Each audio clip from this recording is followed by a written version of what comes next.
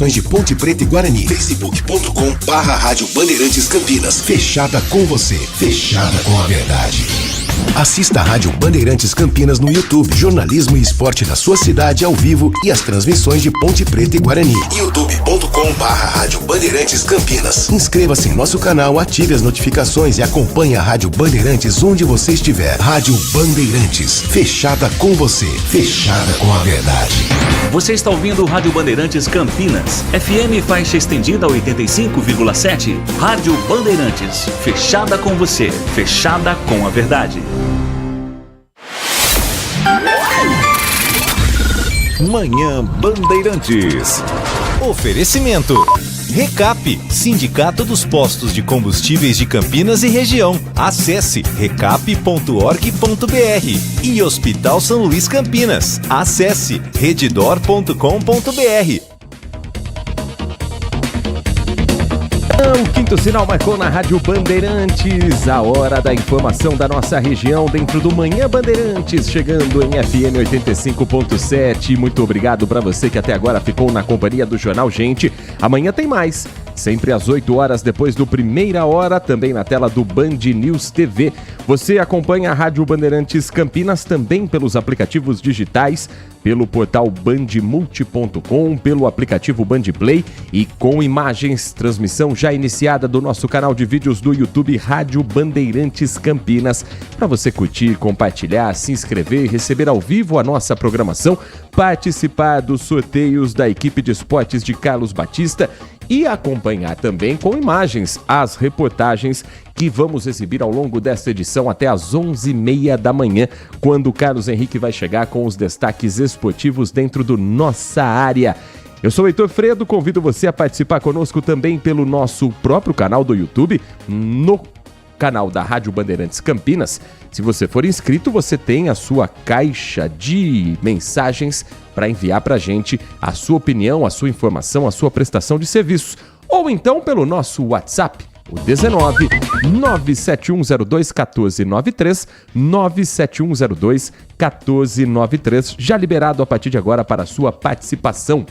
Hoje é quarta-feira, 10 de abril de 2024, comigo, aqui no Complexo de Comunicação João Jorge Saad, no Jardim São Gabriel, em Campinas. Pedro Piscinato comanda a mesa de som, Danilo Capucci comanda a central técnica, ou as imagens que você confere no nosso YouTube, e a coordenação é do Gil Kleber. Quero começar com informações sobre o trânsito aqui da nossa região e de rodovias importantes que cortam o nosso interior de São Paulo. Neste momento, um acidente sem vítimas provoca lentidão na rodovia Engenheiro Constâncio Sintra. Quem sai de Campinas, das cidades da região metropolitana, para acessar Itatiba, para ir até Jundiaí, no quilômetro 62, enfrenta 2 quilômetros de lentidão no sentido rodovia Anhanguera, no trecho que passa por Jundiaí, da Engenheiro Constâncio Sintra. Felizmente não tem ninguém ferido, mas é um transtorno para o motorista nesse momento. Lentidão no corredor Dom Pedro, também no anel viário Magalhães Teixeira, para o motorista que segue sentido rodovia Dom Pedro. Essa lentidão é entre Valinhos e Campinas por conta do excesso de veículos. Não há registro de ocorrências nesse trecho. Trânsito por conta do horário de pico, que vai exigindo a paciência dos motoristas. Em alguns pontos da Dom Pedro, a atenção tem que ser redobrada porque há incidência de neblina. E o motorista não deve acionar o farol alto nesse momento. Reduz a velocidade. Farol baixo normal para você também ter a sua visibilidade melhorada, mas o farol alto na neblina, ele atrapalha demais os motoristas que vêm logo à frente. E nesse momento, a rodovia Fernão Dias, para quem segue sentido Belo Horizonte, tem lentidão com 8 quilômetros por conta da interdição de uma das vias, de uma das faixas, após um acidente que provocou, inclusive, o incêndio em uma carreta e a necessidade da limpeza da via no quilômetro 82. É na Fernão Dias, sentido Belo Horizonte, e quem vai atualizar a gente sobre a situação de momento na rodovia é o repórter Guilherme Oliveira. Bom dia para você, Guilherme. Bom dia a você, a quem nos acompanha. Rodovia Federal, rodovia Fernão Dias, uma carreta com tecidos acabou batendo na mureta. A informação que a gente tem é que o motorista dessa carreta acabou perdendo o controle, bateu na mureta e a carreta acabou pegando fogo. Carregamento com tecido, material bem inflamável. O motorista conseguiu sair ileso, mas agora o que fica é o prejuízo na rodovia interditada neste momento, sentido Belo Horizonte. Os bombeiros, 4 viaturas atuaram para apagar as chamas, agora em fase de rescaldo, para tentar tirar toda a estrutura dessa carreta e também limpar a rodovia para depois liberar a via. Ao menos 6 quilômetros de lentidão neste momento de carretas e carros que não conseguem mais sair dali, que ficaram truncados na rodovia Fernão Dias e esperam agora a liberação dessa via para depois seguir viagem. Portanto, Guilherme, amigos ouvintes da Rádio Bandeirantes, melhor opção nesse momento, evitar a rodovia Fernão Dias. Se você puder atrasar a viagem, se você puder atrasar compromisso, faça, porque são 8 quilômetros de lentidão ainda, segundo a concessionária. É um trabalho longo, um trabalho que exige a interdição parcial da pista, uma das mais movimentadas do estado de São Paulo, e obviamente o motorista que já está por lá não tem como fugir, não tinha um ponto de retorno. As alternativas podem ser uma opção, mas se puder evitar, vai fazer um bom negócio o motorista. Na cidade de Campinas, madrugada foi marcada também por um grave acidente que aconteceu na marginal do Pissarrão. Você que nos acompanha com imagens vê neste momento o resgate de uma motociclista que chegou a cair dentro do córrego Pissarrão durante esse acidente. A Guarda Municipal fazia patrulhamento e identificou a necessidade de uma viatura do SAMU para remover 2 pessoas. Um acidente de motocicletas com vítimas. Os primeiros socorros foram realizados e a informação que chega é de que, infelizmente, uma das vítimas não resistiu aos ferimentos. As causas do acidente ainda estão sendo investigadas, mas uma das vítimas chegou a cair dentro do córrego, como eu destaquei. E já há identificação também das outras pessoas envolvidas nessa batida. Foi próximo já quase ao acesso a Prestes Maia, no Jardim do Trevo, no sentido ali para Prestes Maia. E é uma região que passou por reformas recentemente, que tem hoje uma sinalização mais clara e até por isso as causas do acidente ainda estão sendo averiguadas. Mas testemunhas no local identificaram que a vítima é um homem, Cleiton Jorge de Souza, que infelizmente, mesmo depois de dar entrada no hospital, não resistiu aos ferimentos. Foi constatado o óbito durante a madrugada, quase começo da manhã de hoje, no hospital Mário Gatti. E foram relatados ali, dentro do possível, claro, com o irmão da vítima, o que pode ter provocado essa batida. A colisão entre as 2 motocicletas, em que a mulher acaba indo para dentro do córrego Pissarrão e ele também tendo muitas lesões após essa colisão. Teria batido na quina que fica ali de proteção e foi arremessado. O mesmo aconteceu com a outra vítima, então as motos se chocam, batem na quina e as 2 vítimas acabam caindo dentro do córrego Pissarrão. Nossos sentimentos à família da vítima e nossa torcida para que a outra motociclista se recupere dos ferimentos após esse atendimento feito pelo Corpo de Bombeiros. 10 horas da manhã, 8 minutos. Tiago Prudente, bom dia para você. Bom dia, Heitor, aos ouvintes da Rádio Bandeirantes, uma ótima quarta-feira. Quarta-feira que será de muito trabalho de investigação e buscas ainda pelos criminosos que fizeram 3 ataques no interior de São Paulo da chamada quadrilha do Novo Cangaço. As 2 prisões, a localização de veículos, a apreensão de armamento, tudo isso serviu para que a polícia consiga ter elementos a respeito de como foi orquestrada essa ação desde o início na cidade de São Pedro até o final, no ataque a um carro forte na cidade de Piracicaba. Um dos pontos identificados na investigação é que um veículo usado na quadrilha nessas ações pertence ao deputado federal delegado da Cunha. O carro foi furtado, era blindado e por isso também facilitou a estratégia dos bandidos para terem alguma proteção numa eventual troca de tiros com a polícia. O repórter Guilherme Selegato vai contar pra gente a atualização das últimas horas e ele conversou com o delegado William Mack, que está à frente da apuração, e conta pra gente como o avanço da investigação deixa claro que os 3 crimes foram cometidos pelos mesmos bandidos. Rit de Souza Lima e Tássio Rodrigo da Silva estão entre os criminosos suspeitos de participarem dos ataques aos carros fortes e da agência do Banco do Brasil em São Pedro, nesta segunda-feira. Os 2 foram presos pela Polícia Militar e levados para a cadeia pública de Sumaré. Foi Rit quem indicou a localização do comparsa e onde estariam o arsenal e os veículos roubados para realizar os ataques. Em Sumaré, onde o armamento e explosivos foram encontrados, houve troca de tiros com a PM e um dos bandidos morreu. Um segundo homem envolvido na ação conseguiu fugir. Para tentar sair ileso da situação, Rit tentou subornar os agentes. O suspeito é ex-policial militar e foi expulso da corporação há 15 anos. Segundo a polícia, 6 carros e uma motocicleta foram apreendidos. Todos os veículos são semelhantes aos que foram usados nos ataques. Todos são produtos de furto, como aquele prata que pertence ao deputado federal delegado da Cunha e foi apreendido no município de Analândia. A polícia acredita que o ataque ao banco tenha sido uma forma para concentrar os agentes no local e conseguirem realizar os outros ataques sem a presença da polícia.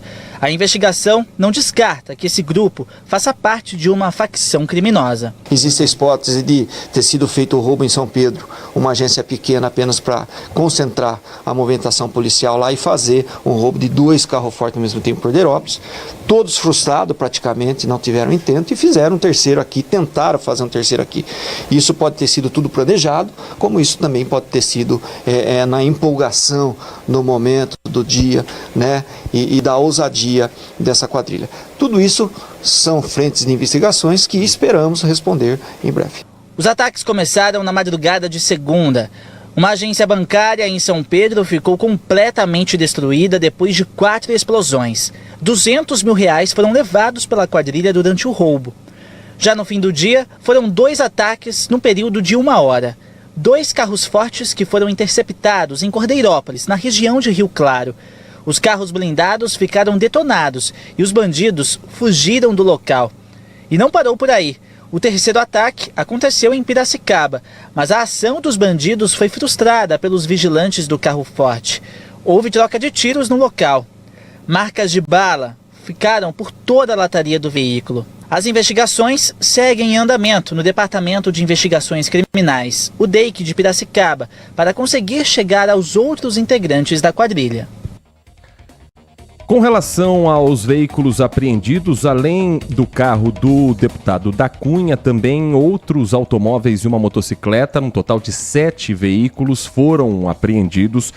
São carros que são roubados, furtados, passaram por alguma alteração para que circulassem com placa falsa ou pelo menos uma adulteração que despistasse a chamada muralha digital, os chamados radares inteligentes.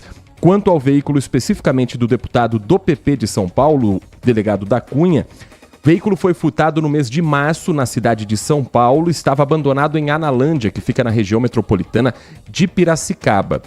Além do veículo do deputado, foram encontrados objetos usados no roubo a banco e, segundo a assessoria de imprensa do delegado da Cunha, o carro tinha sido furtado em 27 de março. Ele registrou um boletim de ocorrência no mesmo dia. Importante deixar claro isso porque o delegado da Cunha, deputado federal, não está sendo investigado por nenhum dos crimes.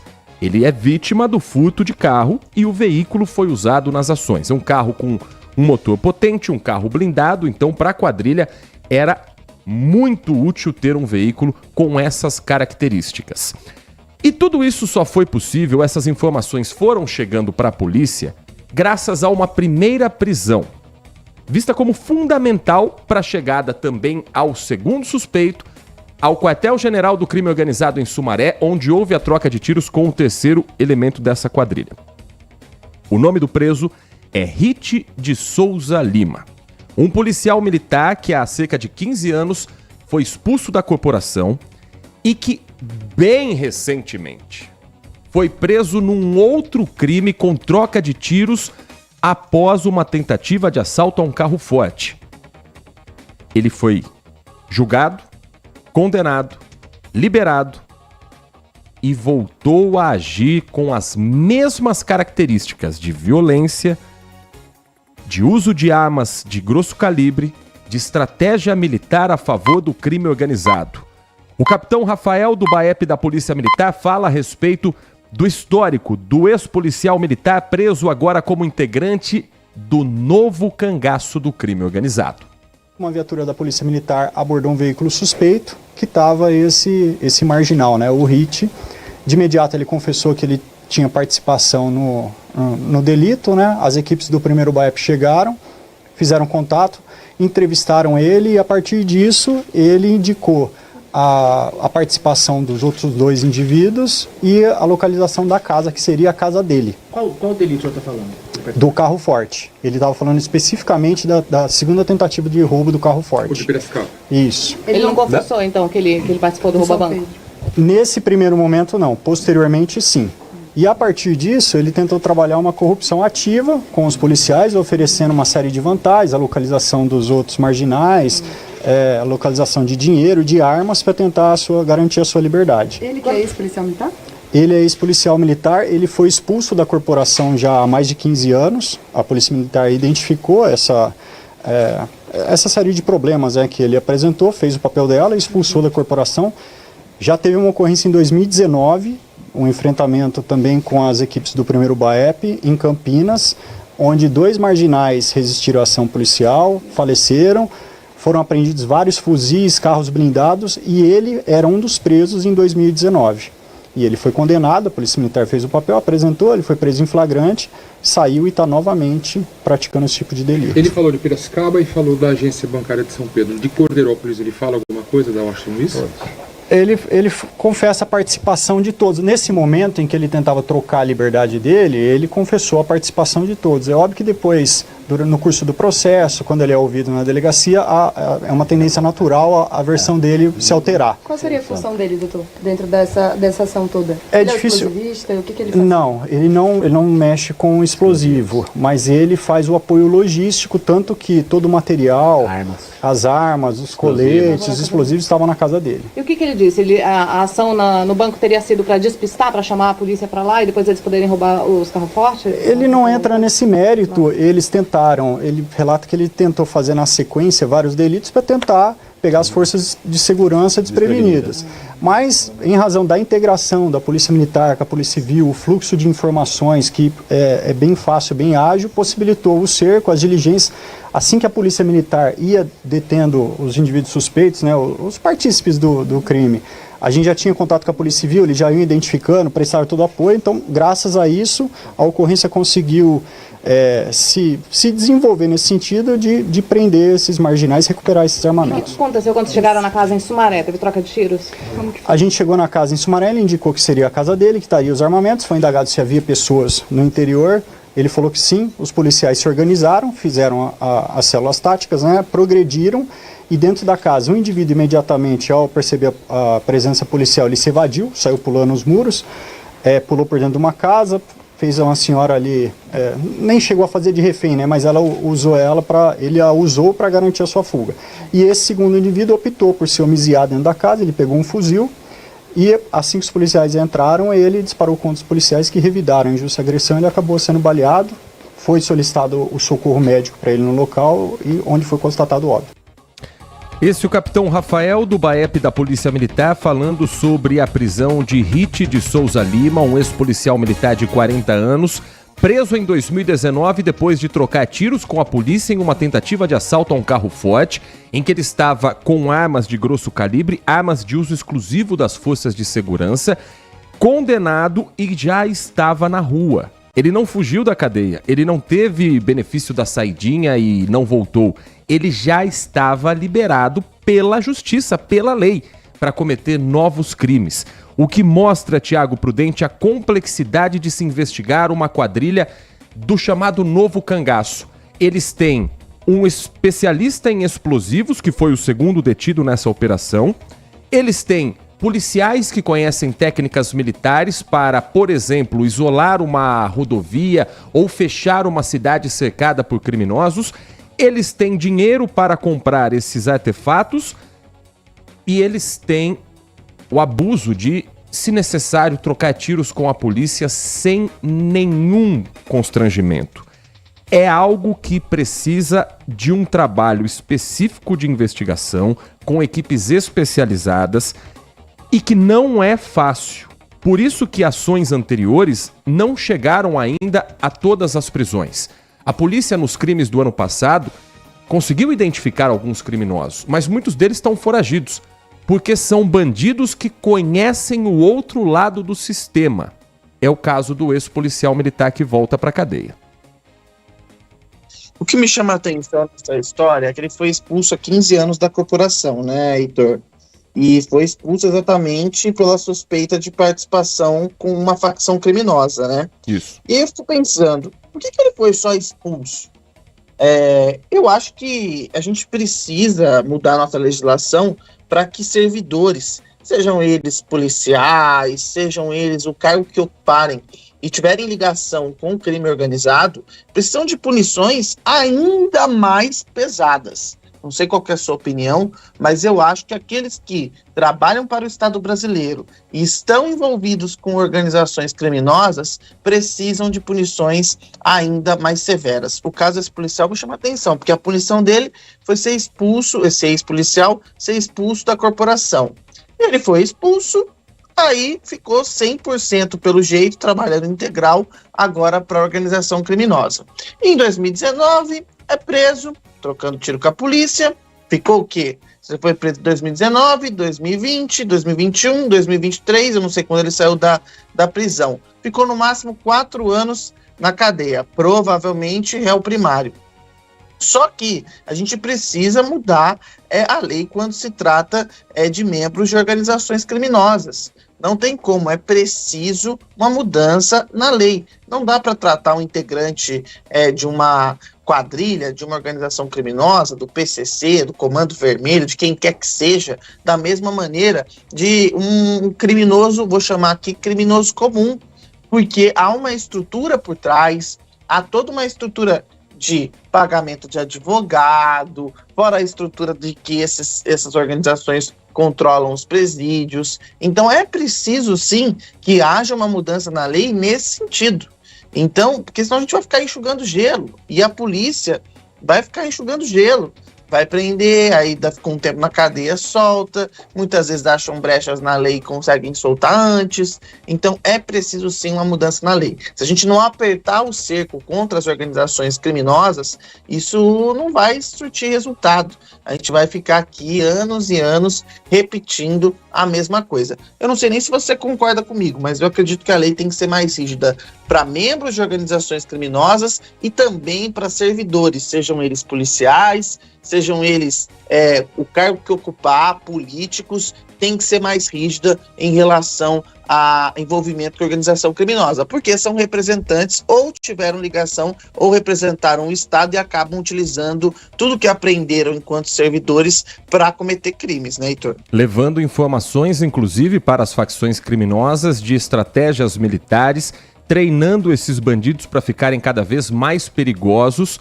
Isso sim precisa ter uma atenção especial para que não se torne uma regra. Mas é importante destacar a ação dos policiais, primeiro os policiais de área que fizeram a abordagem, que detectaram a presença do policial militar já afastado há 15 anos da corporação como um membro da facção criminosa e que usaram aquela estratégia de dar corda para ver até onde ele vai se enforcar. Quando eles fazem a abordagem na rodovia dos Bandeirantes, de imediato, esse homem, policial militar, esse criminoso, ex-policial militar, começa essa tentativa de negociação utilizando verba, dinheiro do que foi roubado. Ainda não se sabe de qual das ações, mas a polícia já divulgou a informação de que do Banco do Brasil em São Pedro, os bandidos levaram R$200 mil.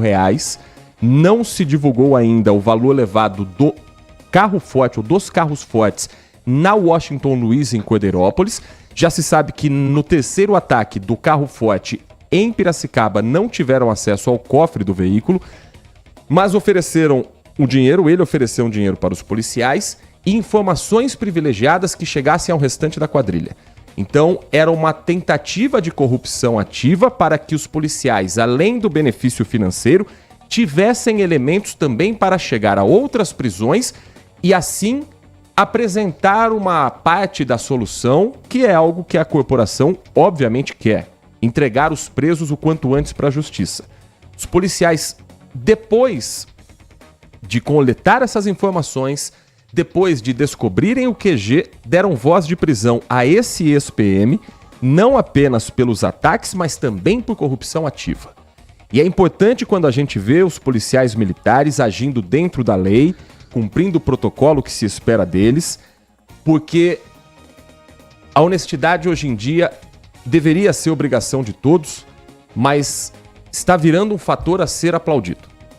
E quando se trata de força de segurança, tem que ser pré-requisito. Então, quando os policiais militares primeiro expulsam da corporação, depois trocam tiros com um ex-companheiro de farda e agora o prendem novamente por estar ligado a uma facção criminosa e também pela tentativa de corrupção, eles estão mostrando que aquele ex-policial é um caso isolado dentro da corporação. E é disso que se espera.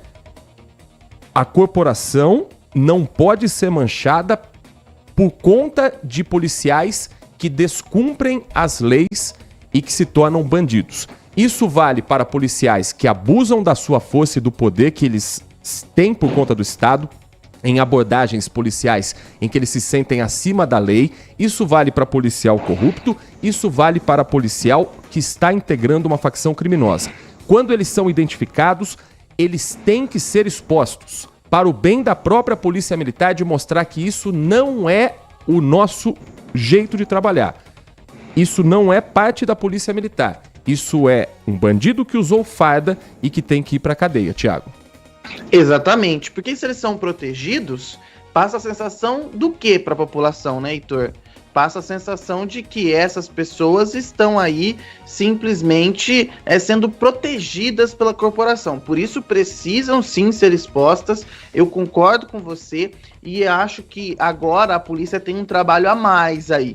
Inclusive um trabalho da Polícia Civil em conjunto com a Polícia Militar, que eu acho que é muito importante. Porque eu sempre coloco, a grande parte da corporação, a sua maioria dos policiais são honestos, são trabalhadores, estão lá cumprindo as suas funções, seguindo o protocolo, mas, como em todo lugar, tem as maçãs podres, né? Então é preciso que esse ex-policial que foi preso, que faça-se também um trabalho de investigação para saber se ele tinha contato com outros policiais, né, Heitor? Eu acho que esse é um ponto importante. Se ele teve informações privilegiadas, se ele sabia como é que estava a questão do patrulhamento naquela região. Então acho que agora também é um trabalho importante de investigação para que, se teve o contato, a corporação consiga identificar, saber o grau de envolvimento e também faça esse combate. Uma das linhas de combate ao crime organizado, e eu bato nessa tecla, além de sufocar as quadrilhas com a questão da inteligência, do dinheiro, que eu acho que é o mais efetivo e o que dá mais resultado, é também investigar casos de corrupção dentro do poder público, de envolvimento. A gente viu ontem em São Paulo a operação do Ministério Público de São Paulo, que mostrou que o crime organizado estava dentro do sistema público aqui da capital paulista, das empresas de transporte público da capital paulista.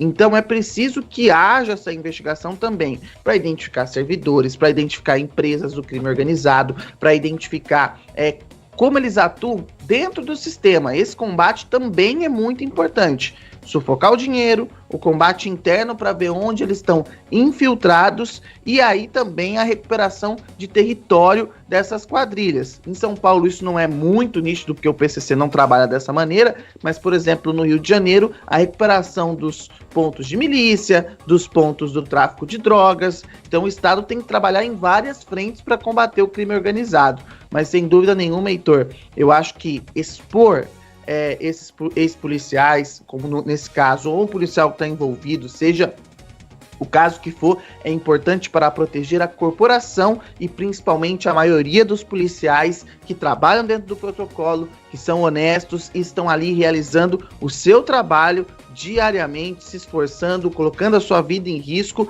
por um salário que é uma vergonha, que a gente tem que colocar aqui, o salário do policial militar e policial civil em São Paulo, que é uma vergonha, deveria ser muito mais alto do que é, e muitas vezes se expondo ao perigo sem uma remuneração justa. Muitas vezes perde a vida e a família fica recebendo uma pensão que não dá nem para se sustentar. Então acho que são questões que a gente precisa levantar aqui também, né? E pode ter certeza que o policial que está no dia a dia, ele quer que esses que desonram a farda sejam expostos. É que às vezes o corporativismo vem de cima. Não foi o caso aqui e é importante que não seja assim quando há algum tipo de abuso identificado. Agora, corporativismo, estou enroscando nessa palavra, porque é uma situação que incomoda. Ainda mais quando se utiliza para passar pano para crimes. E nós hoje podemos testemunhar algo assim, mas não por farda, e sim por colarinho branco. A Comissão de Constituição e Justiça da Câmara dos Deputados vai retomar daqui a pouco a análise da manutenção da prisão preventiva do deputado Chiquinho Brazão. Reunião que vai começar em instantes. Deputado que foi expulso do União Brasil está preso desde o dia 23 de março, acusado de ser um dos mandantes do assassinato da vereadora Marielle Franco e do motorista Anderson Gomes em 14 de março de 2018. Na ocasião, Brazão era vereador da cidade do Rio de Janeiro. Hoje é deputado federal. E a Câmara precisa referendar a prisão dele por maioria de votos em uma votação que vai ser aberta. Mas nos bastidores já começa um burburinho de que os colegas de bancada, de que os colegas da Câmara talvez revertam a situação. Vamos a Brasília conversar com a Gabriela Veras para a gente sentir o clima dessa votação, que é importante para a gente ter um termômetro de quem é quem nesse Congresso Nacional. Gabriela, bom dia para você.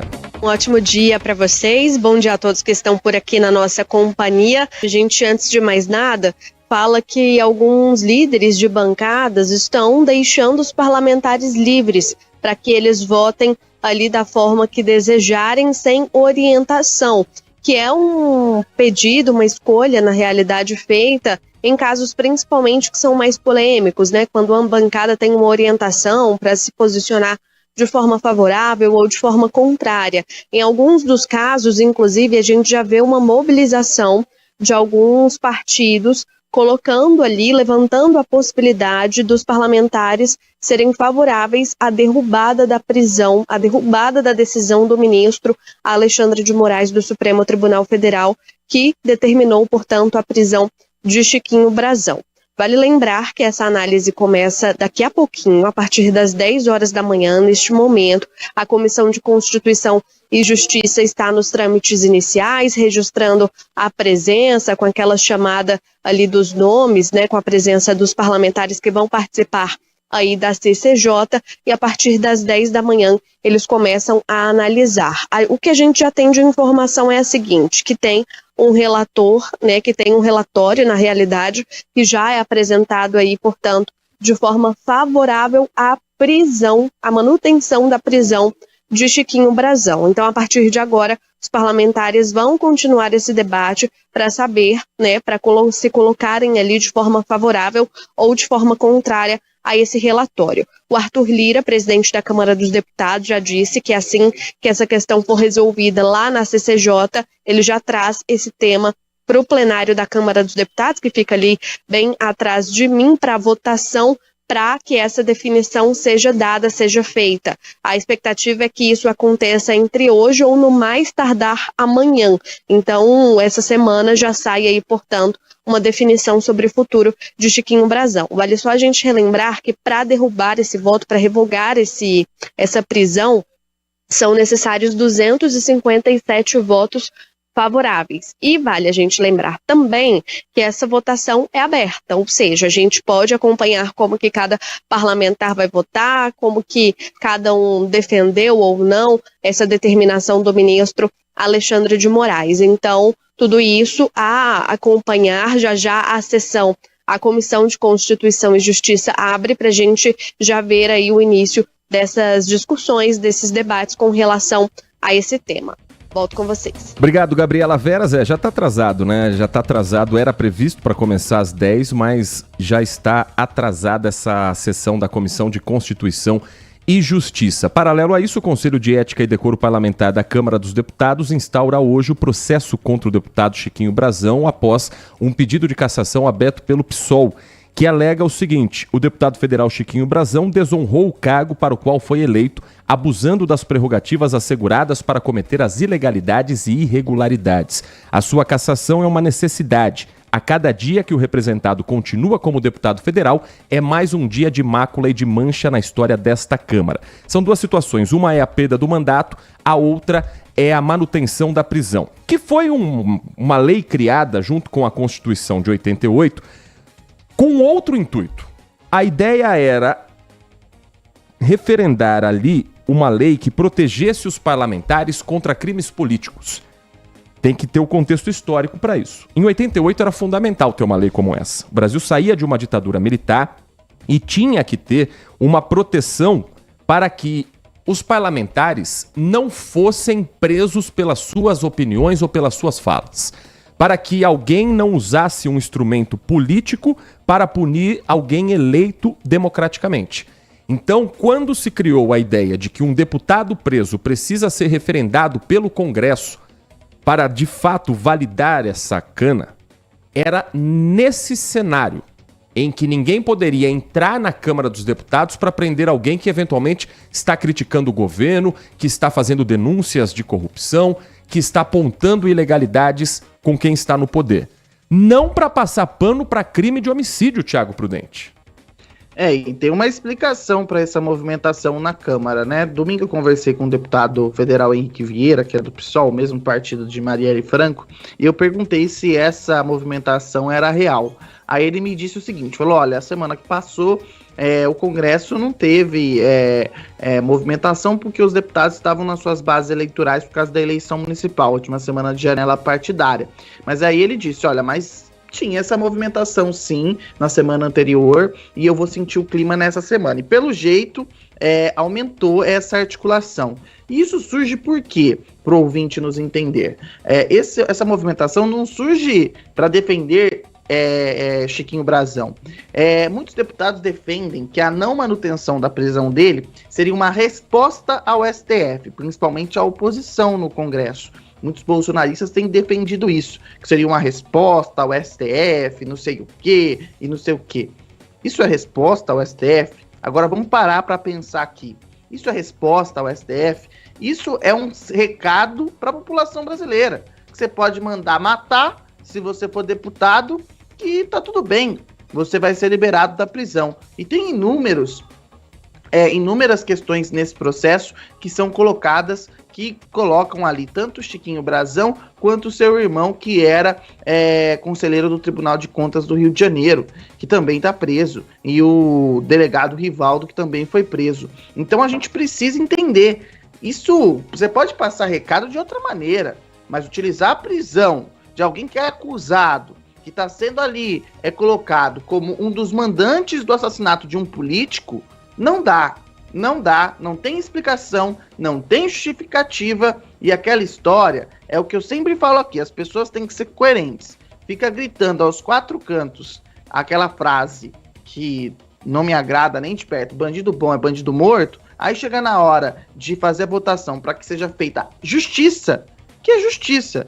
Ele está cumprindo uma prisão preventiva para evitar que atrapalhe o restante da investigação. Tem os critérios de prisão preventiva, como já estavam atrapalhando a investigação. Esse é um dos critérios para prisão preventiva.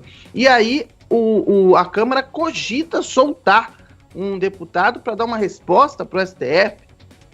existe uma incoerência muito grande. Se fala muito de que a justiça é fraca, não sei o que, os deputados ficam gritando aos quatro cantos, mas na hora deles cumprirem o seu papel, um papelão desse, uma situação como essa, não era nem para ser cogitado uma situação como essa. Não era nem para ser cogitado. Então a gente vê o nível do Congresso Nacional que nós estamos. Chiquinho Brazão e o irmão vão ter direito à ampla defesa, mas nesse momento a prisão preventiva é necessária. E aqui não precisa nem ser advogado para entender por que da prisão preventiva. Toda a investigação da PF realizada, que só depois que a PF entra no caso, finalmente o negócio anda, demonstra que os dois, os irmãos, e o delegado Rivaldo estavam atrapalhando as investigações. E aí, Heitor, qual que é um dos critérios para a prisão preventiva, para deixar alguém preso? Não é exatamente quem atrapalha as investigações da polícia? Então, eu acho que tem mais do que uma explicação, mais do que argumentos para manter os dois presos enquanto esse processo segue. E se a Câmara tomar uma decisão contrária, soltura da prisão, a Câmara mais uma vez dá um recado. O recado que na rede social a maioria dos deputados grava, que é contra a impunidade. Mas é o que eu sempre digo, acompanhe o voto do seu deputado, porque na hora de votar, a história é outra. Ele fica gritando na rede social, falando que é defensor daquilo, disso, não sei mais do que, mas na hora de votar, tá lá votando para proteger o seu, para mandar recado, mas o interesse da população e o interesse da justiça naquele momento tá bem longe do interesse do deputado. Tá mais interessado com a família dele, com o salário dele, com quem ele vai eleger para vereador, na próxima eleição se ele vai se candidatar ao Senado ou vai ficar deputado, quem é que ele vai arrumar, o cargo que ele vai indicar, do que propriamente em questões importantes para o Brasil. E os deputados não estão ali julgando se Chiquinho Brazão é culpado ou inocente. Eles só precisam referendar uma coisa que investigadores apontaram, que um trabalho sério de apuração colocou sobre a mesa e disse, olha, ele está ligado a esse duplo homicídio. Então a única justificativa para um deputado votar contra essa prisão é se ele tiver alguma prova de que não, o deputado não está ligado. Por um álibi, por alguma ligação para outra pessoa, por qualquer elemento que desvie o foco dessa investigação. Agora, como recado para o STF, desvirtuando uma investigação séria porque está incomodado com outras decisões do Supremo Tribunal Federal, então utilize seu papel de deputado para buscar esses direitos de uma outra maneira, não em cima de uma investigação sobre duas pessoas que foram vítimas de um homicídio, de uma execução. A sorte nossa é que esses votos são abertos. Então a gente vai poder saber quem votou de que maneira e com que argumento contra ou a favor referendar essa prisão. Repito, não é para culpar ou inocentar o deputado, é só para dizer que ele pode ou não continuar preso. Não é deputado quem tem que determinar isso, é quem está investigando o caso. Deputado, nesse caso, só tem que cumprir o protocolo. Agora, vai querer crescer porque não, o STF tem que também entender que nós temos poder. Em cima de 2 homicídios, aí não dá para aceitar. 10h42, Thiago Prudente, nós vamos para um rápido intervalo e na volta vamos falar da política aqui em Campinas, porque tem um projeto, mais um, polêmico, que vai ser discutido na Câmara Municipal a respeito da criação de um Disque Denúncia. E dessa vez não é o caso das pichações, não. É contra doutrinação nas escolas. A gente vai falar sobre isso depois do intervalo. Manhã Bandeirantes. Saúde do seu coração tem endereço certo. Hospital São Luís Campinas. Agora com pronto-socorro exclusivo para cardiologia. Com funcionamento 24 horas, o novo serviço conta com atendimento de uma equipe especializada, realização de exames, cirurgias e leitos para internação. Uma moderna sala de hemodinâmica para mais precisão em procedimentos minimamente invasivos. Registro, nome e responsável técnico em redditor.com.br. Hospital São Luís Campinas. Seu coração batendo sempre no ritmo certo.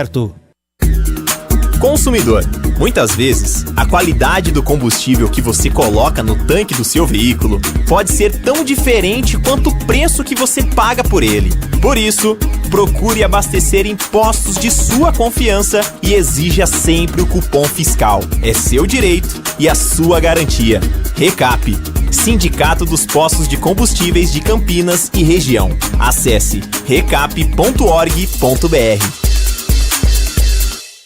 Agora, notícias da hora com as notícias locais, nacionais e internacionais, direto da redação da Rádio Bandeirantes. A Secretaria de Saúde de Campinas inicia nesta próxima quinta-feira, dia 11 de abril, a aplicação de doses da vacina contra a dengue nos 68 centros de saúde. A cidade recebeu pouco mais de 18 mil doses do imunizante, que neste primeiro momento serão destinados para crianças e adolescentes com idades entre 10 e 14 anos.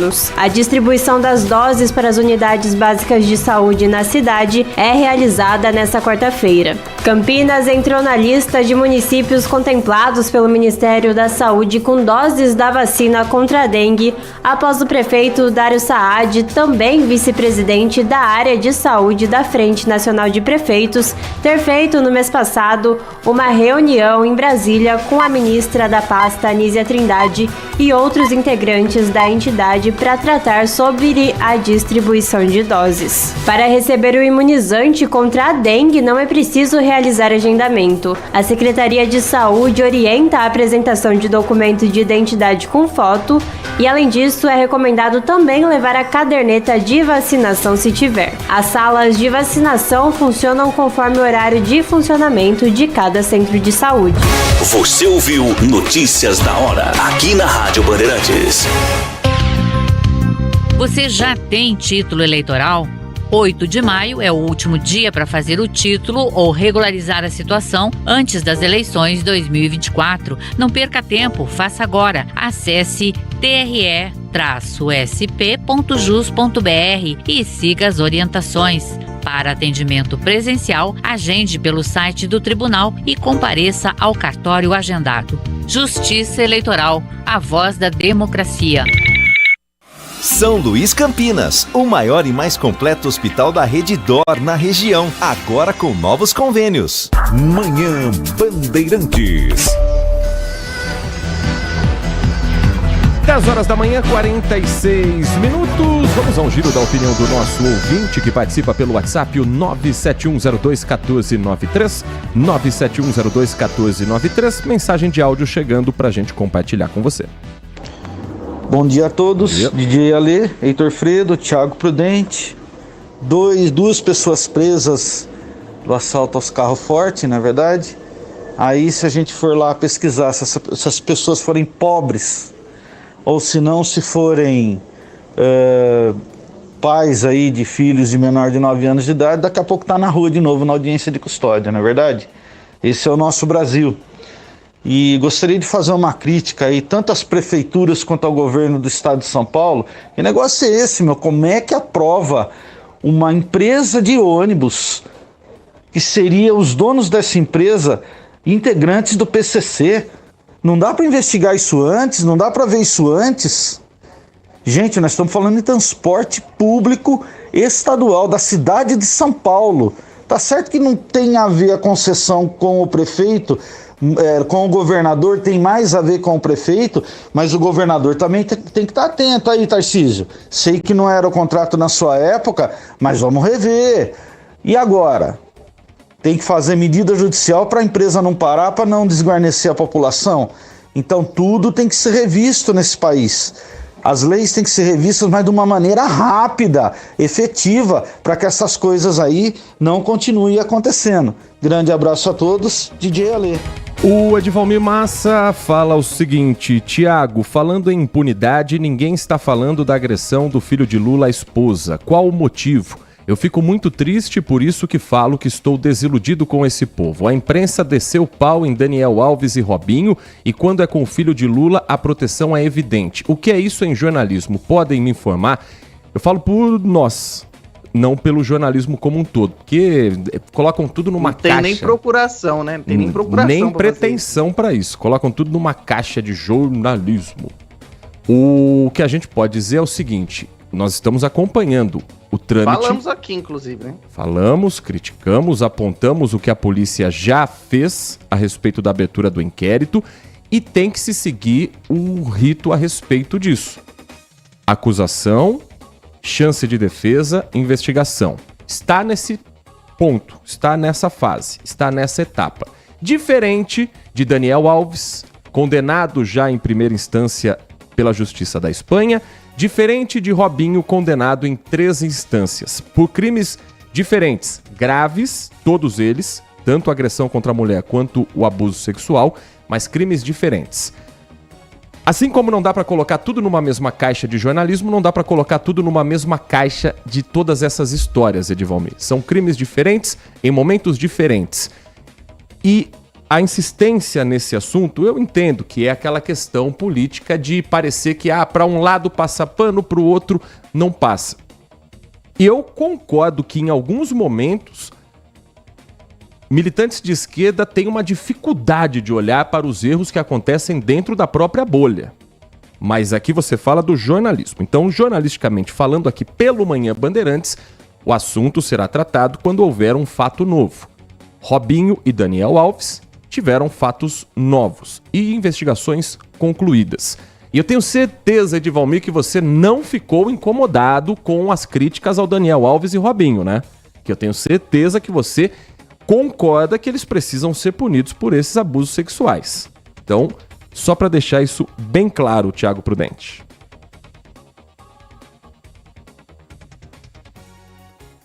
Dez horas e 50 minutos. Oi. Oi, Thiago.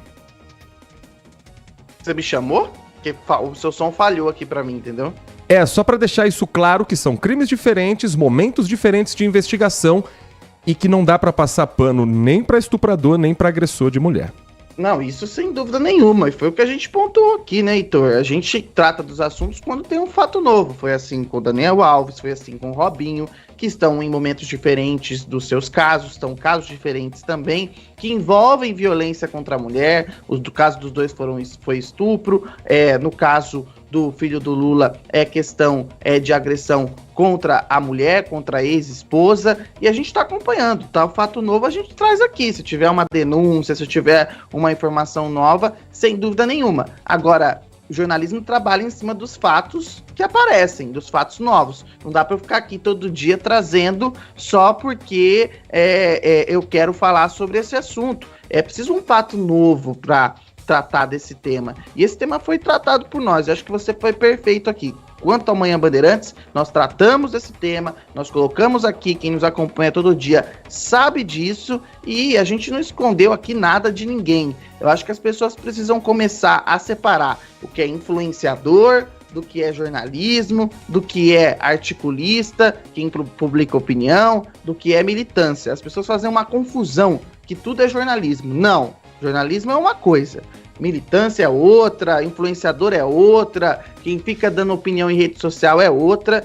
O jornalismo tem técnica, tem uma forma de se fazer, então acho que é preciso a gente fazer essa divisão aqui. E no Manhã Bandeirantes, com muita tranquilidade, a gente trata de todos os assuntos, sejam eles filhos de políticos de direita, filhos de políticos de esquerda, mas sempre fazendo jornalismo, não fazendo fofoca, não fazendo o jornalismo que trata da vida pessoal das pessoas. Não sei nem se dá para chamar de jornalismo, mas a gente tem esse tipo de jornalismo, mas aqui a gente trata com os fatos, e foi isso que eu coloquei. Agora, querer utilizar, sejam os filhos de Bolsonaro, sejam os filhos de Lula, para atingir a figura política dos dois, eu acho que aí já é incoerente de ambos os lados. E eu já me posicionei aqui quando teve casos envolvendo filhos do presidente Bolsonaro, que eu sempre falei, a responsabilidade é dos filhos do presidente, de quem comete o crime, não do presidente em exercício ou do ex-presidente. Isso tem que ficar muito claro, porque as pessoas acabam tirando o peso dos crimes que essas pessoas cometeram para atacar a figura que eles querem. E isso é muito ruim. Nesse momento, as vítimas têm que ser acolhidas. A vítima, que é a ex-esposa do filho do presidente Lula, precisa ser acolhida, e esse caso precisa ser investigado. E se ele for culpado, que seja condenado, cumpra sua pena, pague por aquilo que fez. É assim que funciona a justiça e é assim que tem que ser. E ele conclui, pois estou falando da imprensa, mas as redes de intrigas na internet estão caladas. Túmulo nem o gato mia. Então reclame para quem você entende que precisa se posicionar a respeito desse assunto. Ainda na linha do Vocês da Imprensa, o ouvinte Mazini, final do telefone 2152, manda aqui pra gente um vídeo dizendo que o presidente Lula foi citado no que ele aponta ser o encerramento da convenção em Portugal pelo novo presidente do país, que o chamou de bandido. Isso a imprensa não noticia, mas nós temos as redes sociais para mostrar e sentar o dedo para compartilhar. O vídeo é verdadeiro, a informação não, viu, Mazini? Esse vídeo não é do presidente eleito de Portugal e não foi ontem que esse fato aconteceu. O deputado André Ventura foi quem chamou o presidente de Lula de bandido no dia 27 de janeiro de 2023, na 5ª Convenção Nacional do Chega, que é um partido ligado à extrema-direita. Ele é um parlamentar, inclusive, de extrema-direita. Esse vídeo voltou agora por conta de deputados que estão compartilhando e outros influencers que estão compartilhando como sendo o presidente eleito de Portugal. Não é. Tem um erro aí, tem outro erro. O presidente eleito de Portugal é o Marcelo Rebelo, que já está no cargo já faz um tempinho. O que foi eleito agora é o primeiro-ministro.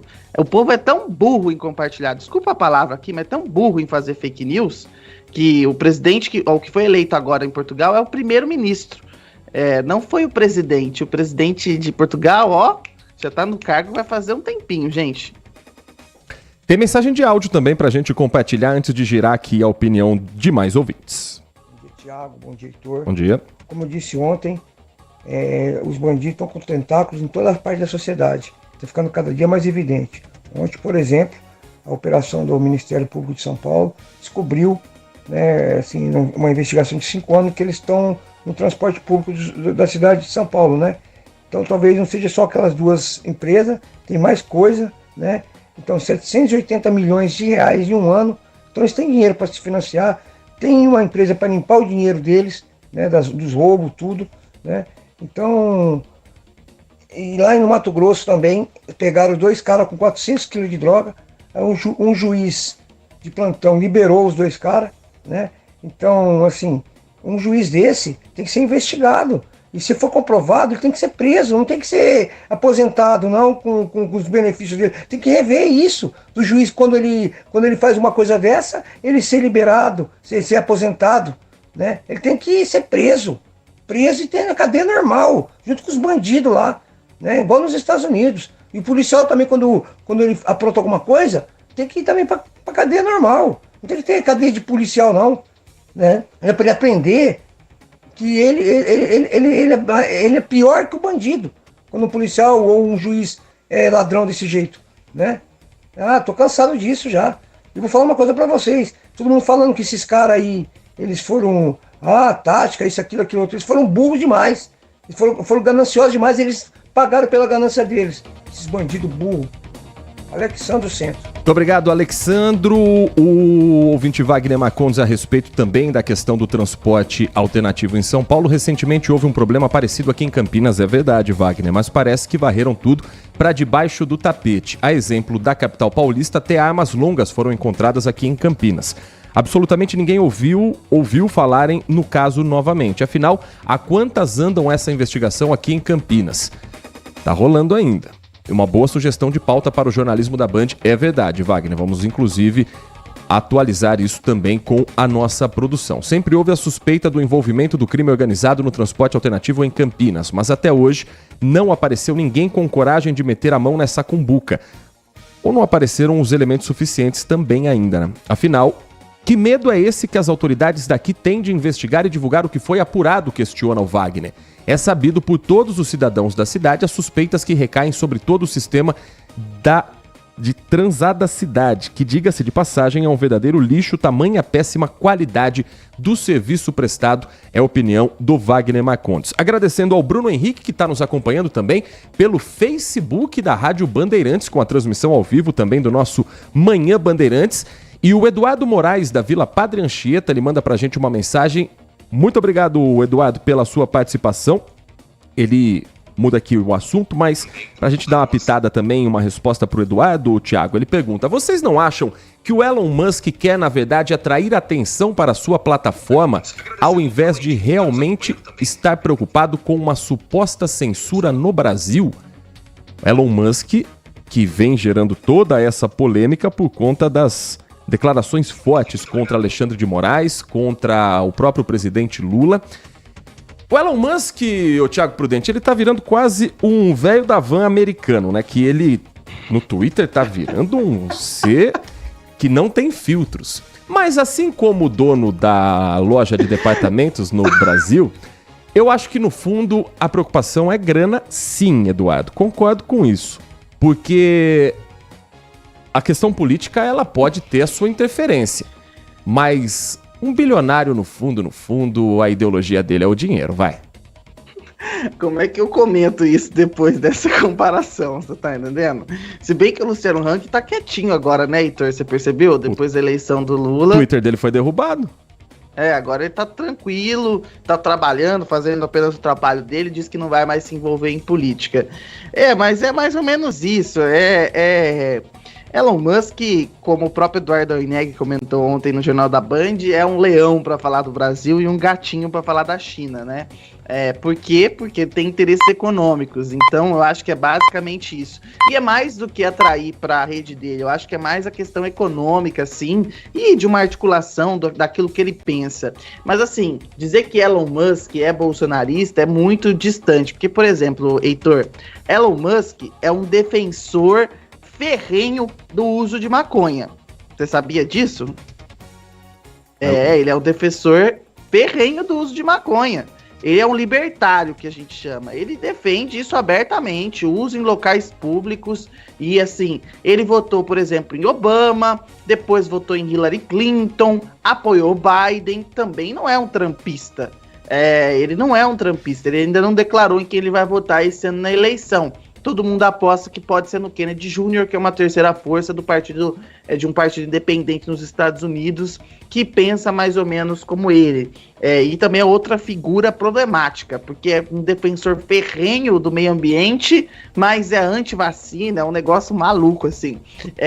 E aí Elon Musk se enquadra nisso. Então, é difícil enquadrar ele, por exemplo. Ele não é uma figura conservadora. Muito longe disso. Então, assim, ele atira para todo lado, então fica muito claro que os interesses dele são econômicos mais do que qualquer outra coisa. Então, eu coloco esse como um dos interesses e também de influenciar como ele pode para que aqueles que assumam o poder possam beneficiá-lo. Eu vejo dessa maneira. Então, acho que o ouvinte toca num ponto interessante. E essa comparação auspiciosa. Auspiciosa é uma palavra bonita. Vou tuitar ela, inclusive. 11 horas e 1 minuto. Hoje agora tem uma nova rede, você viu? Qual é? A Blue Sky. O pessoal tem uma Blue Sky que foi fundada pelo fundador do Twitter, logo depois que o Twitter foi vendido, um pouco antes, uma coisa assim. Ele fundou essa nova rede, tem muita gente migrando para lá. Mas lembrando que o Twitter não é a rede mais utilizada no Brasil, né? As pessoas não sabem disso, acho que é a 8ª rede apenas mais utilizada no Brasil. Então a gente tem esse ponto também.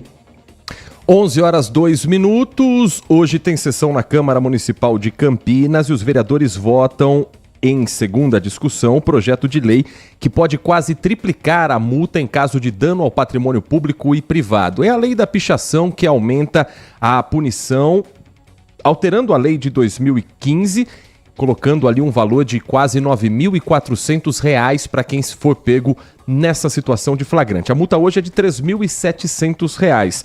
Nós ouvimos, inclusive, na sexta-feira, o prefeito Dário Saad, que disse que está estudando a viabilidade dessa lei, não apenas pelo aumento da multa, que isso ele deixou claro que vai ser favorável, mas pela criação de um disque denúncia que pode pagar uma bonificação a quem denunciar esse tipo de ato. E diz que denúncia parece que virou moda na Câmara Municipal.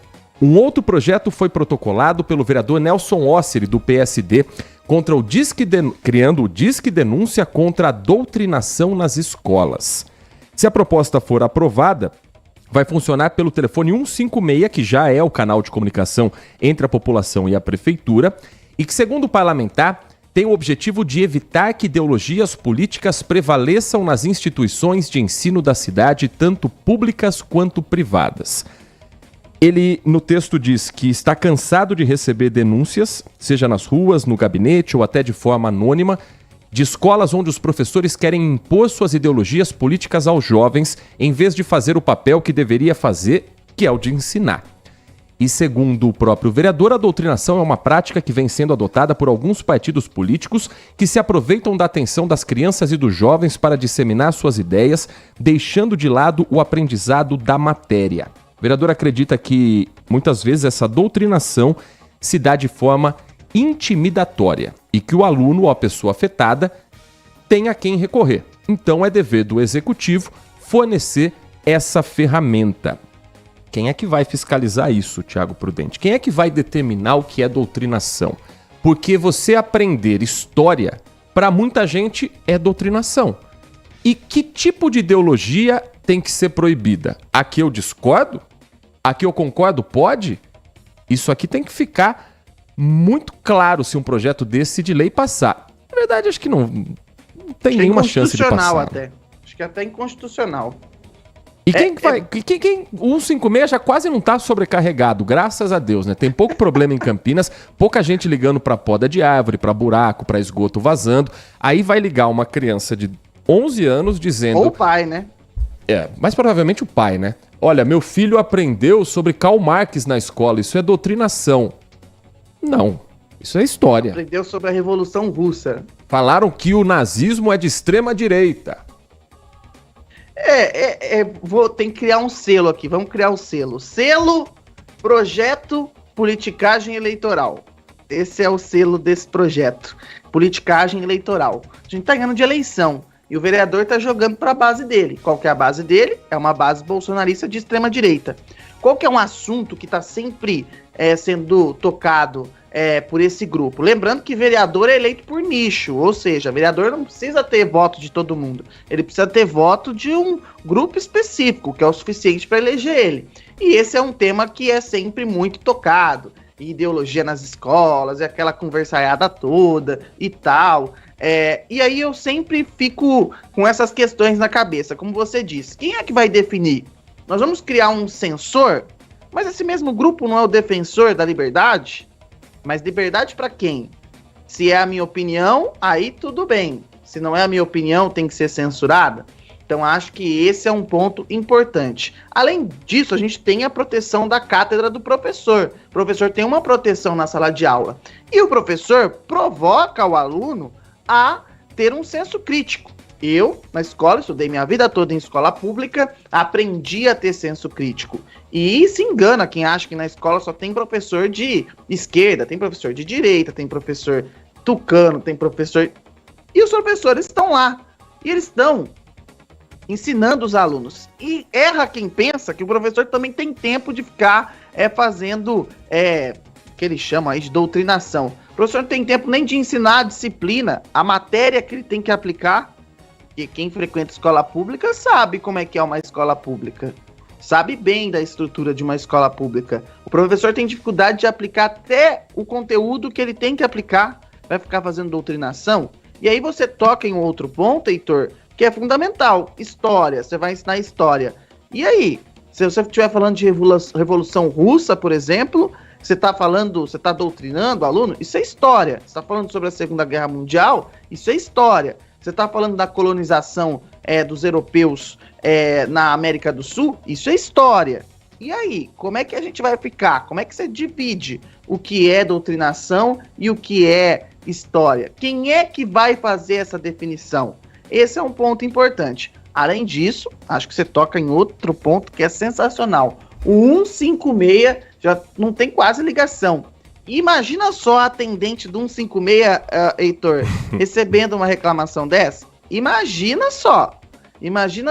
Seja doutrinação de esquerda, doutrinação de direita, o que quer que seja. Imagina. Vou simular aqui. Liguei lá no 156. Você me atendeu aí, Prefeitura Heitor. de Campinas, bom dia. Bom dia, com quem eu falo? Heitor, eu queria fazer uma denúncia. Na escola tal, aqui em Campinas, o professor... começou a falar algumas coisas estranhas. O quê? Que eu tenho que ser de esquerda ou que eu tenho que ser de direita. Queria saber como é que eu faço para proceder daqui em diante. Ou então, pior ainda, né? Olha, eu quero fazer uma denúncia grave aqui pelo telefone 156. Pois não, qual é a denúncia? professor acabou de falar que em 1964 o Brasil passou por um golpe militar e não foi golpe. Não dá, né, Thiago? Não dá, gente. Piada, né? De brincadeira. E assim, aí...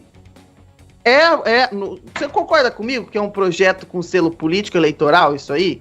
O cara tá de olho na eleição, do que propriamente dito em uma pauta consciente para a cidade de Campinas? Aqui fica muito claro isso. Então, lamentável uma situação dessa em Campinas. E com a gente com tantos problemas na educação, né, Heitor? Sabe o que seria Problemas legal sérios. discutir na Câmara? Carga horária de professor, salário, condições de trabalho, superlotação nas salas de aula, muito aluno para pouco professor, segurança, porque atentados aconteceram muito recentemente. Esses são assuntos que de fato seriam interessantes. Propor um projeto desse é colocar basicamente mais pressão em cima do professor, que vai ter que pisar em ovos para ensinar, às vezes, o que está no próprio livro didático oferecido pelo Estado ou pela Prefeitura. E tem um ponto importante. Se o pai está preocupado com a aprendizagem do aluno, ele que participe do dia a dia do aprendizado do seu filho. Concorda comigo, Heitor? Veja o que ele está aprendendo todos os dias, vá na escola, participe da reunião de pais, participe ativamente da escola.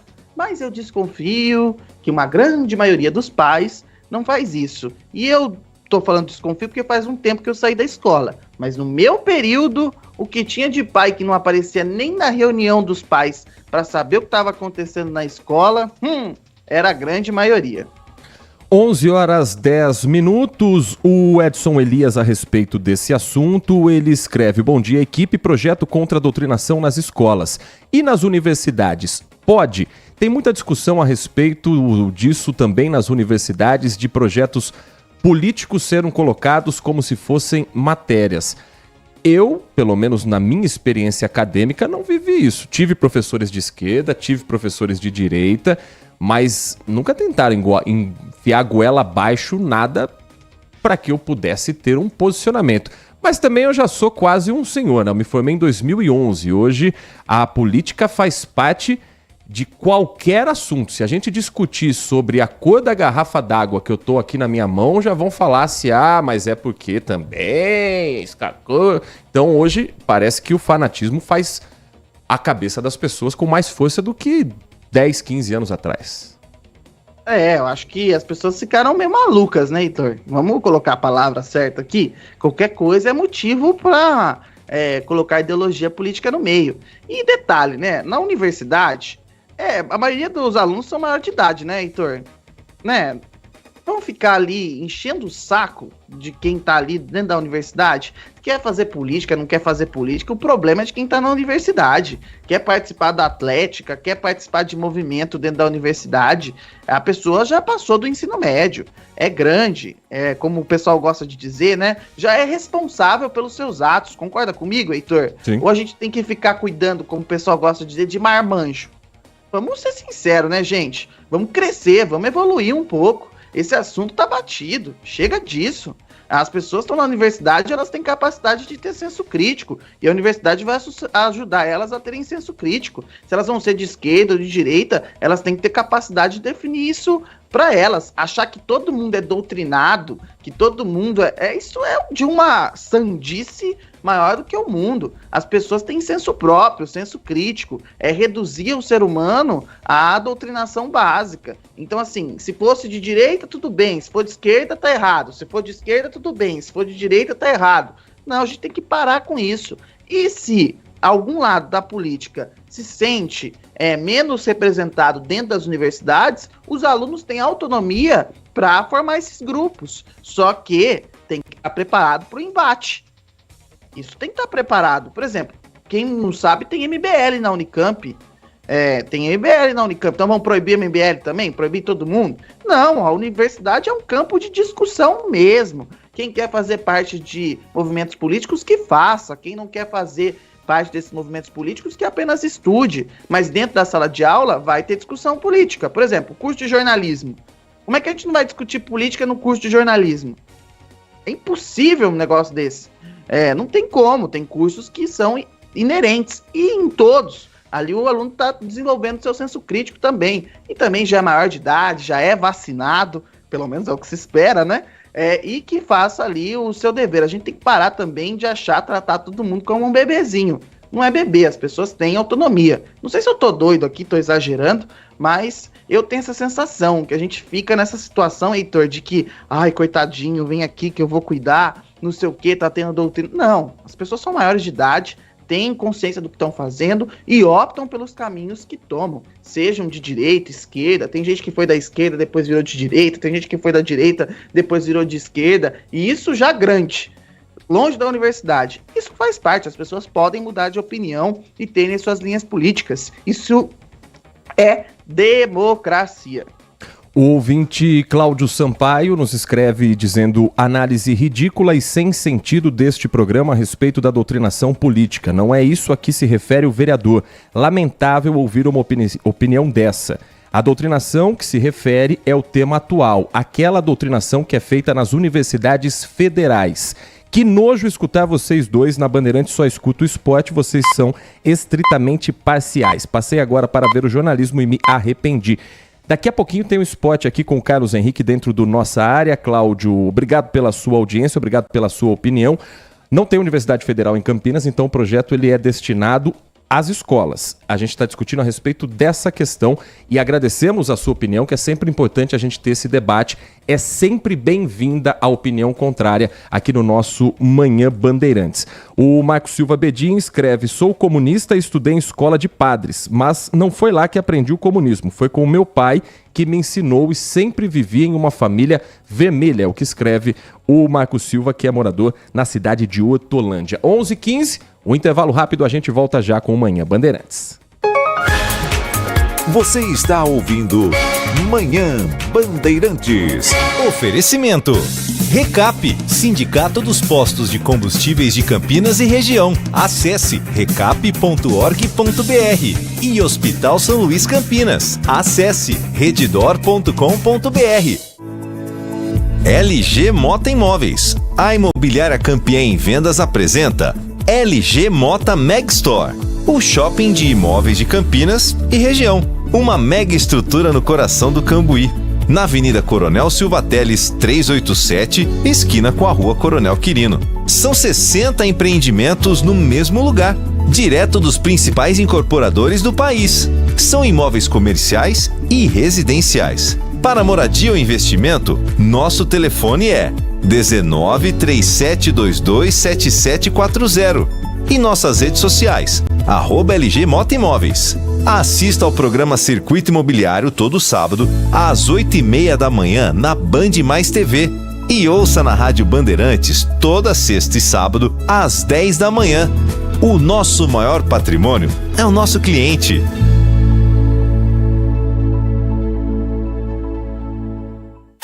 Agora, notícias da hora com as notícias locais, nacionais e internacionais, direto da redação da Rádio Bandeirantes. Começou a valer nesta semana a lei que permite o sepultamento de animais domésticos nos cemitérios municipais de Campinas. A resolução foi publicada no Diário Oficial da cidade nesta terça-feira, dia 9. A lei prevê que os custos do funeral serão do tutor. Para enterrar o corpo do animal, o valor é de R$ 230. Já para o sepultamento das cinzas, o preço é de R$ 116. Em todos os casos, é preciso emitir uma guia que autoriza o sepultamento, no valor de R$ 23. O documento também publicou as regras. Entre elas está que o animal doméstico deve ter até 120 quilos para ser enterrado. O tutor também deve apresentar uma declaração de óbito expedida por veterinário, atestando que a morte do animal não foi por doenças transmissíveis a humanos. A resolução completa e suas regras, além do modelo da guia de autorização para liberação e sepultamento de animais domésticos, pode ser acessada no Diário Oficial da cidade. Você ouviu Notícias da Hora, aqui na Rádio Bandeirantes. São Luís Campinas, o maior e mais completo hospital da rede DOR na região, agora com novos convênios. Manhã Bandeirantes. 11 horas da manhã, 18 minutos. Por 5-2, o Tribunal Regional Eleitoral do Estado do Paraná decidiu não cassar o mandato do senador Sérgio Moro, ex-juiz da Lava Jato, senador eleito pelo Paraná. E quem traz as informações pra gente sobre esse assunto, direto de Curitiba, é o repórter Rodrigo Leite. A maioria foi formada após o voto do desembargador Anderson Fogaça, que se manifestou contra a cassação do senador Sérgio Moro. Desta forma, de acordo aqui com o Tribunal Regional Eleitoral, ele não perde o mandato. Essas ações são derrubadas na esfera regional, mas o assunto segue para apreciação do Tribunal Superior Eleitoral. Os advogados que representam o Partido Liberal do ex-presidente Jair Bolsonaro e a Federação de Partidos que elegeu o presidente Lula nas eleições de 2022 já se manifestaram que irão entrar com recurso para tentar reverter essa decisão aqui do Tribunal Regional Eleitoral do Paraná. Moro respondeu aqui 2 ações por abuso de poder econômico e também por uso indevido dos meios de comunicação e Caixa 2 na pré-campanha eleitoral de 2022. Seguindo agora o assunto para o Tribunal Superior Eleitoral, se o TSE determinar a cassação de mandato, aí sim Moro ficaria inelegível por 8 anos e uma nova eleição para o Senado seria convocada aqui para o estado do Paraná. Depois da maioria de votos contra a cassação do mandato, Sérgio Moro falou no Senado. O Tribunal Regional Eleitoral do Paraná, em julgamento técnico e impecável, rejeitou as ações que buscavam a cassação do mandato de senador que me foi concedido pela população paranaense. O tribunal representa um farol para a independência da magistratura frente ao poder político. Juízes, desde que independentes e sujeitos apenas à lei, são a garantia da liberdade. A independência da magistratura, nas palavras do grande Rui Barbosa, patrono, aliás, do Senado Federal, constitui a alma e o nervo da liberdade. O TRE preservou a soberania popular e honrou os votos de quase 2 milhões de paranaenses. Sempre tive minha consciência tranquila em relação ao que foi feito em minha campanha eleitoral. Seguimos estritamente as regras. As despesas foram todas registradas. Então os adversários as inflaram artificialmente e invocaram o inexistente abuso de poder econômico. As ações rejeitadas estavam repletas de mentiras e de teses jurídicas sem o menor respaldo, como assim reconheceu o Tribunal Regional Eleitoral do Paraná. Queriam criar regras novas para a fase de pré-campanha e aplicá-las retroativamente para cassar arbitrariamente mandatos.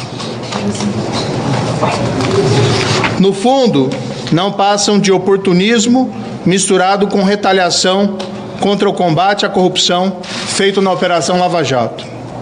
A Justiça deu uma resposta firme contra essa pretensão absurda. Ainda, e eu sei disso, um caminho pela frente. Mas eu espero que a solidez desse julgamento sirva como um freio à perseguição absurda que eu e minha família sofremos desde o início deste mandato. Esse o senador pelo estado do Paraná, Sérgio Moro. Ao longo do julgamento, os desembargadores apresentaram diferentes interpretações de quais gastos informados no processo devem ser considerados como gasto de campanha e de pré-campanha. Chegaram a incluir gastos com alimentação, contratação de escritório de advocacia, empresas de comunicação. Entenderam que não há regras a respeito da pré-campanha. E há um ponto importante, Tiago Prudente, que é o seguinte: o senador Sérgio Moro, ele não se lança, na época, candidato a presidente com a intenção de se beneficiar no momento em que ele coloca o nome dele para ser candidato a senador.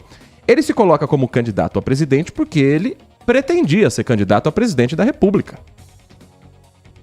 Exatamente. Eu acho que tem 2 pontos centrais. Eu acho que as 2 teses têm parâmetro. Mas eu fico com a tese que venceu. Eu fico com a tese de que Sérgio Moro não pode perder o mandato. Aí o pessoal vai perguntar, mas por que você tem essa tese? Eu tenho inúmeras restrições à atuação de Sérgio Moro como juiz da Lava Jato. Mas isso não impede de que eu seja isento e faça uma análise coerente. Coerente no sentido de que Sérgio Moro, mesmo tendo gastos elevados, não existe regra para pré-campanha. Existem casos de jurisprudência? Existem, mas não existe regra. E aí você não pode punir alguém porque essa regra não existe. E não tem como criar uma regra e punir de forma retroativa. Isso não existe. Portanto, o senador, eu acho que o TRE acertou e decisão correta. O senador Sérgio Moro tem que continuar com o seu mandato. Além do mais, eu sou um firme defensor de que votos, pessoas que venceram nas urnas, têm que ser mantidas no cargo. Elas foram ali eleitas e os votos que elas receberam têm que ser respeitados. Não importa se é de direita, não importa se é de esquerda, se é extrema esquerda, se é extrema direita, os votos precisam ser respeitados. Então eu acho uma decisão acertada do Tribunal Regional Eleitoral. Vai para o TSE? Vai. Pode ter outra decisão? Pode. Mas na minha visão, o mandato tem que ser respeitado. Como, por exemplo, eu faço defesa aqui de pedidos de impeachment, que presidentes não podem ser empichados do nada. Como fui contra os impeachment da Dilma, fui contra os pedidos de impeachment do Bolsonaro, eu acho que o voto é algo sagrado, é algo que a população escolheu. Então a pessoa, quando faz a sua escolha, o direito dela tem que ser respeitado e nenhum juiz pode ir lá na canetada e tirar um mandato de alguém que foi eleito pelo povo. A não ser que haja um crime de flagrante, um crime que seja muito claro. Agora, quando ficam com nuances jurídicas, eu acho extremamente perigoso, porque o voto é supremo no nosso país, e isso tem que ficar muito claro. Eu acho que esse é o principal motivo. Acho que o TRE acertou. Tem até críticas ao voto do ministro relator, o desembargador relator, que levou para um campo político que não precisava levar para esse campo político, mas acho que o voto é acertado. Acho que nesse ponto central. Mas, como eu disse, a outra tese também tem respaldo jurídico, de jurisprudência, mas eu sou um defensor de que o mandato de Sérgio Moro tem que ser mantido.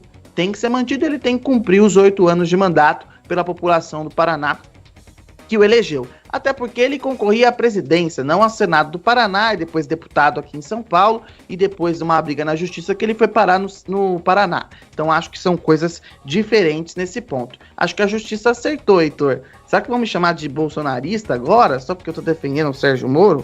Porque acho que no bloco anterior eu era comunista, né? Agora devo ter virado bolsonarista, né? 11h26. Pra gente fechar, tem mensagem de áudio, participação do ouvinte, sempre importante pra gente ter a mais vasta lista das opiniões, o máximo possível de opiniões a respeito dos assuntos que a gente trata no Manhã Bandeirantes. Bom dia. Bom dia. Com relação à questão da doutrinação nas escolas, eu não quero nem entrar nesse mérito, porque escola de ensino básico, fundamental 1, fundamental 2, se o professor conseguir fazer a chamada, ele já se dá por satisfeito. O que dirá de conseguir fazer doutrinação, né? Então acho que deveria ser discutido umas outras questões concernentes à escola, no nível básico e fundamental 1 e 2. Concordo. Agora, com relação ao nível superior, eu acredito, eu fiz 2 graduações, e dizer também que não existe doutrinação dentro das universidades, aí também é ser leviano e ser inocente e puritano demais, né? Então acho que existe sim, velada existe, aberta existe, e o pensar diferente dentro da universidade não fica só no campo do diálogo, tá? Como o rapaz disse aí, tem que estar preparado para o embate. Se ficasse só no campo do embate, estaria ótimo. Mas acontece perseguições, acontece bullying, acontece uma porção de coisas com aqueles que pensam diferente do espectro dominante nas universidades, que também não dá para se negar que é mais voltado para a esquerda. O relato pessoal, a experiência do Rodrigo, muito importante aqui, essa opinião, final do telefone 0118, participando conosco do Manhã Bandeirantes. Tiago Prudente, a gente volta amanhã aqui dentro da nossa programação, a partir das 10 horas da manhã, depois do Jornal Gente. Até lá. Exatamente, amanhã, 10 da manhã, estamos aqui conectados e sempre Manhã Bandeirantes, um espaço, né, Heitor, para divergência, para o debate, tá sempre aberto e é muito bom quando os ouvintes participam. Talvez tem gente que assusta, né, quando a gente lê críticas, né, coloca críticas no ar, mas é assim que funciona. A democracia é dessa maneira, não ouvir o contraditório, não ouvir o outro, aí é ditadura. E aqui a gente está sempre disposto a participar e ouvir com o ouvinte. Então, trabalhar com o ouvinte. Um abraço para você, para os nossos ouvintes e até amanhã, uma ótima quarta-feira. Quarta-feira tranquila, né? Hoje não tem jogo, né? Tem, São Paulo e Cobressal aqui na Rádio Bandeirantes a partir das 9h30. Pra você, né? Ah, pra tá. Você, né? O meu é amanhã. O meu é amanhã. E só para encerrar com essa relação que o Thiago disse que a gente tem com os ouvintes e o mais importante, os ouvintes trazendo argumentos, opiniões educadas, a gente tenta trazer esse espaço para debate, para a gente realmente fugir da violência política, da agressividade que está nas redes sociais. O que a gente quer é conversar sobre o assunto, algo que parece que o Brasil vai perdendo aos poucos essa característica. Então, se a gente conseguir sempre manter esse diálogo, a gente vai fazer um programa que nos deixa satisfeitos, inclusive com as opiniões contrárias às nossas. Um grande abraço para você, vem aí Carlos Henrique dentro do Nossa Área com o timaço de Carlos Batista. Manhã Bandeirantes. Saúde do seu coração tem endereço certo. Hospital São Luís Campinas. Agora com pronto-socorro exclusivo para cardiologia. Com funcionamento 24 horas, o novo serviço conta com atendimento de uma equipe especializada, realização de exames, cirurgias e leitos para internação. Uma moderna sala de hemodinâmica para mais precisão em procedimentos minimamente invasivos. Registro, nome e responsável técnico em redditor.com.br. Hospital São Luís Campinas. Seu coração batendo sempre no ritmo certo. Consumidor, muitas vezes, a qualidade do combustível que você coloca no tanque do seu veículo pode ser tão diferente quanto o preço que você paga por ele. Por isso, procure abastecer em postos de sua confiança e exija sempre o cupom fiscal. É seu direito e a sua garantia. Recap, Sindicato dos Postos de Combustíveis de Campinas e Região. Acesse recap.org.br. São Luís Campinas, o maior e mais completo hospital da Redditor na região, agora com novos convênios. Manhã Bandeirantes.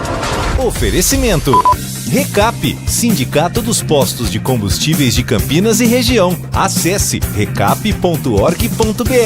E Hospital São Luís Campinas. Acesse redditor.com.br. Siga a Rádio Bandeirantes Campinas também no Facebook, uma página completa com conteúdo sobre tudo